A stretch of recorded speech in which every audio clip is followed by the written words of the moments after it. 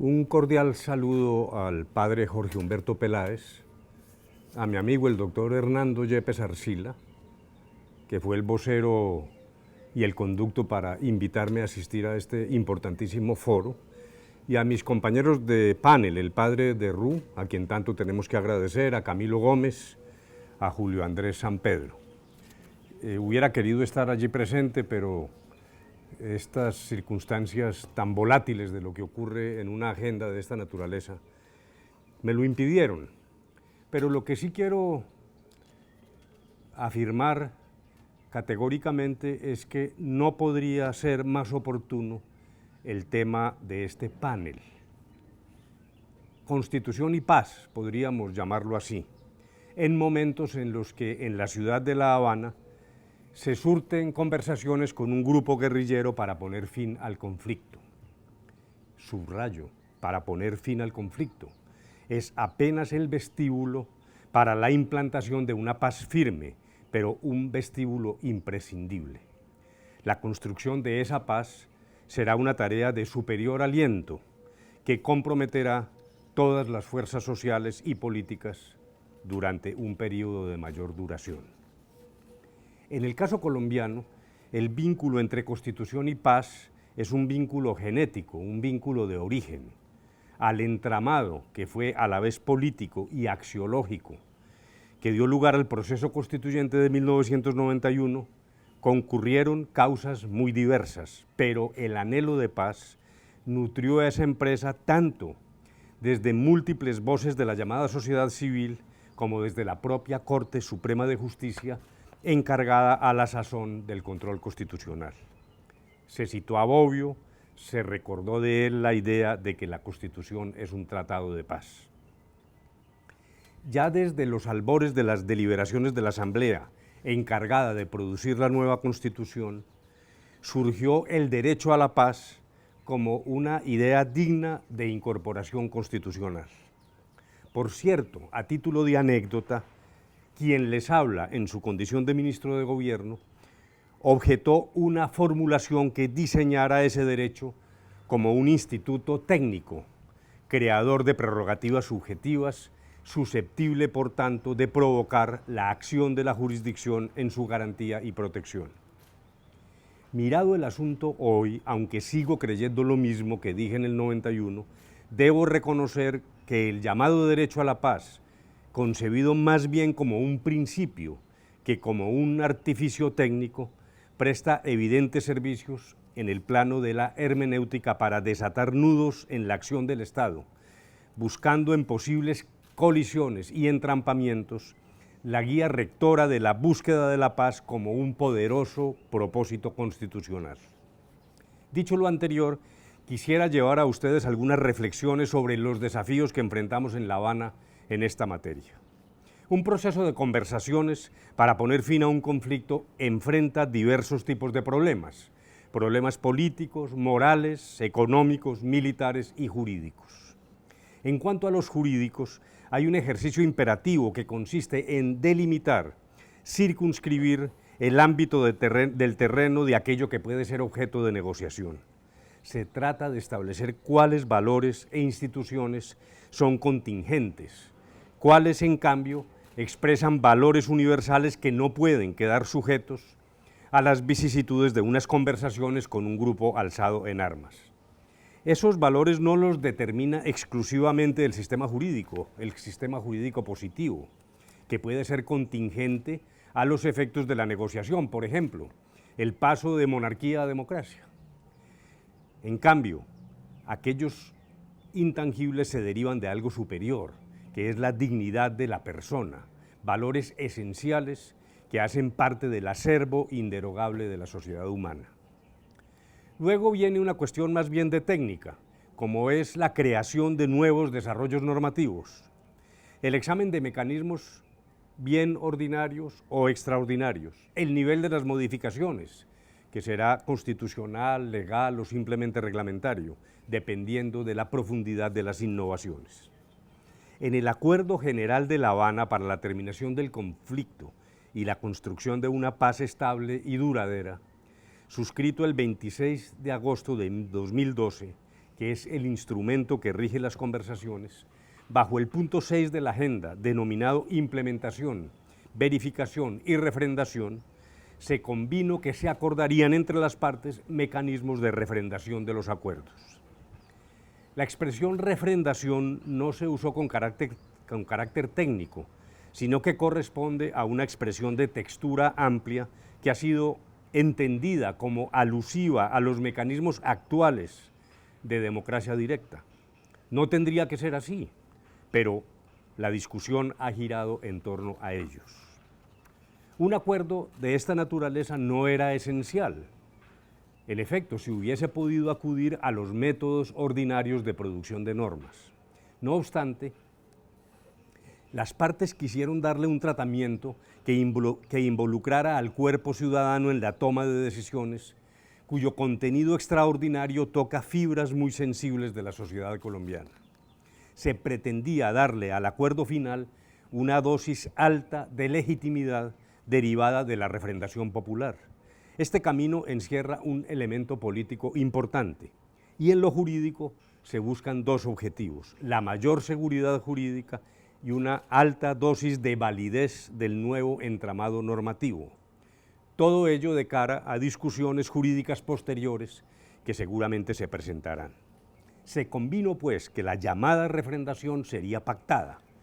Pronto surgió un escollo, porque la guerrilla se adelantó a proponer públicamente, contra el principio de confidencialidad adoptado, una forma sui generis de asamblea constituyente, una asamblea corporativa compuesta en buena medida por delegaciones ad hoc de diversos estamentos de la sociedad. Más allá de las dificultades propias de sustanciación de una idea de esta naturaleza, la aprobación en el Congreso a través de una ley, un alto umbral de votos, la necesidad de dos eventos electorales, a nuestro juicio realmente la Asamblea no es un mecanismo de refrendación. Más allá de los problemas de configuración, una Asamblea no es realmente un mecanismo de refrendación. Después de largas conversaciones en La Habana, y bastante complejas por cierto, una constituyente es la apertura de nuevos temas, es una prolongación de la discusión, por cierto, con resultados medianamente impredecibles incluso frente a los temas acordados.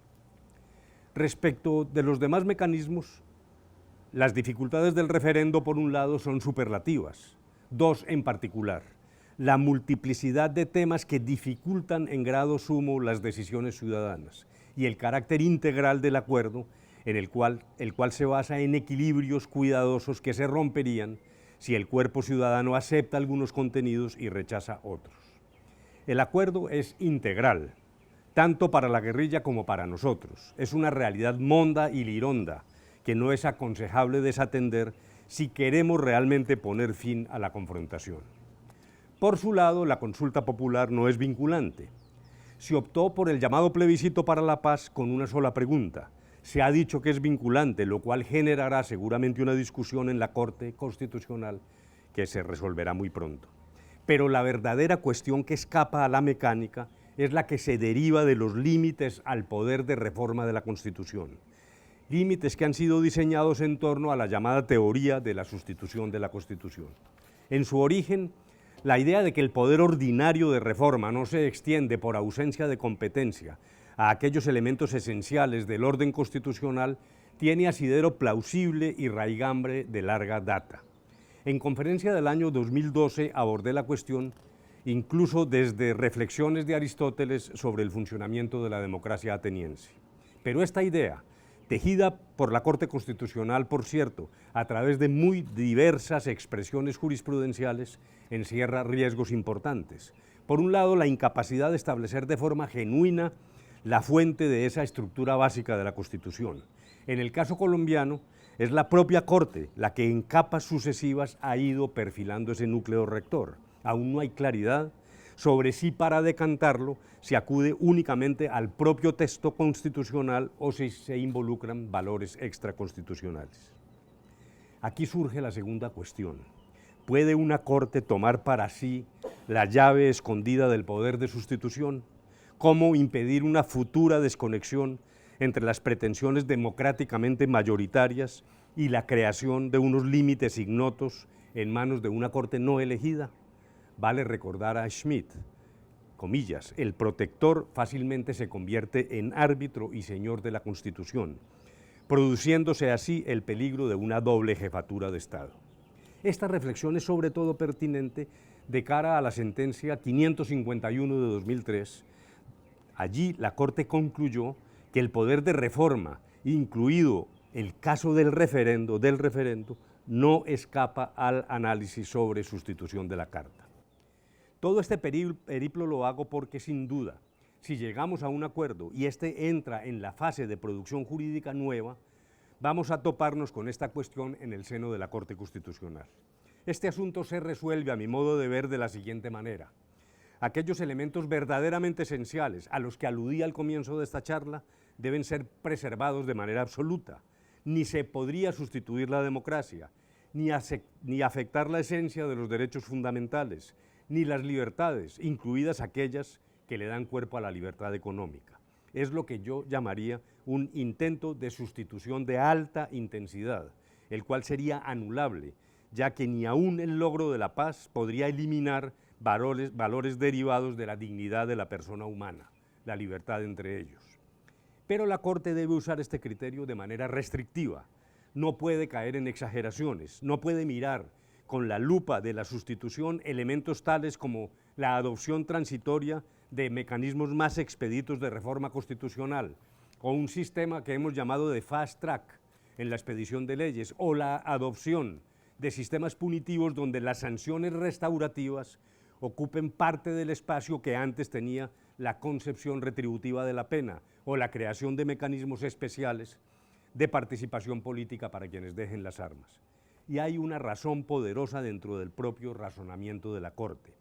Ha sostenido ella que no hay cláusulas inmutables, que la cuestión de la sustitución se desenvuelve en el terreno de la competencia. La sentencia 1200 del 2003 dijo que no había cláusulas pétreas y que todo lo que se requiere es un mecanismo agravado para que el pueblo soberano decida expresamente. El meollo de lo que voy a sostener ahora casi que puede revestir la forma de un silogismo. Dado que la Asamblea Constituyente de 1991, a ella se le ha atribuido el carácter de constituyente primario, y dado que, dentro de los propósitos señalados por su puesta en marcha, estuvo desde su origen la consecución de la paz, es claro, entonces, que las decisiones que ahora se deban adoptar, luego de las conversaciones de La Habana, corresponden al cierre del ciclo constitucional iniciado en 1991. Luego, las decisiones para propiciar el fin del conflicto y abrir la etapa de implantación de una paz duradera escapan al control proveniente de la teoría de la sustitución de la Constitución, dado que corresponden al mismo designio originario, salvo innovaciones que impliquen una sustitución de alta intensidad que afecten valores de rango mayor. Termino diciendo que este es un camino no exento de crítica, pero espero que la crítica o la propuesta de herramientas alternativas sucedáneas, en todo caso, no prive a los colombianos de dar el trascendental paso de la terminación del conflicto armado. 7,5 millones de víctimas, 220.000 muertos, de los cuales más del 80% han sido civiles. Es hora de decir basta ya. Mil gracias y éxitos en sus deliberaciones.